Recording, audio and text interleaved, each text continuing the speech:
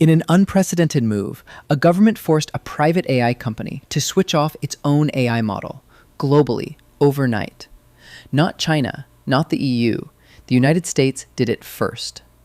Fable 5 came back. The precedent it set didn't. In early June 2026, Anthropic launched 2 new AI models. One was for the public, one wasn't. The private one, Mythos 5, because of its advanced capabilities, Anthropic kept it locked inside a restricted government program. A handful of vetted partners had access. The public one was Fable 5, built on the same technology, but with safety systems designed to contain its most dangerous capabilities. For 72 hours, it was the most powerful AI anyone had ever used. Then, it was gone. 2 days after launch, Amazon's CEO called the US Treasury Secretary, an e-commerce CEO, a finance official. Not exactly the 2 people you'd expect to decide the fate of the world's most powerful AI. Amazon researchers had discovered something alarming. By disguising a request as a routine code review, they found they could coax Fable 5 into revealing information its own safety system was supposed to hide. That call set off a chain reaction. Within 24 hours, the matter had run through the NSA and the National Cyber Director. Then the order arrived, restricting access to both models for all foreign nationals, anywhere in the world, including foreign nationals working inside Anthropic itself. Anthropic had no way to filter by nationality. The only option was to pull both models for every user on Earth. One phone call, 24 hours later, gone. Thousands of developers refreshed their screens and saw nothing. Projects stopped. Startups froze deployments. Researchers lost months of work. Overnight, the world's most advanced public AI simply disappeared. But the jailbreak was only half the story. What was also driving this ban had been building for months, and it nearly derailed the entire negotiation before it even started. Anthropic pushed back immediately. The bypass was narrow. It worked under specific conditions, not as a universal override. And the same technique, Anthropic said, worked on other publicly available AI models too, none of which were banned. The jailbreak was real. Whether it justified a global shutdown is a different question. Underneath the technical dispute, something older and angrier was already burning. Months earlier, the Pentagon had labeled Anthropic a supply chain risk, a designation usually associated with foreign adversaries, after Anthropic refused to let its AI be used for fully autonomous weapons without restrictions. Anthropic sued.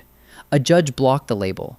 The government appealed, and the designation stood while the case continued in court.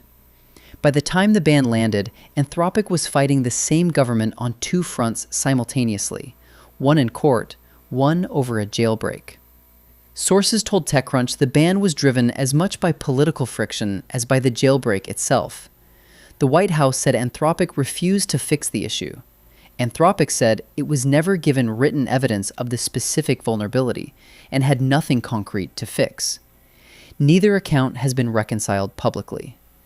Then came the detail that changed everything.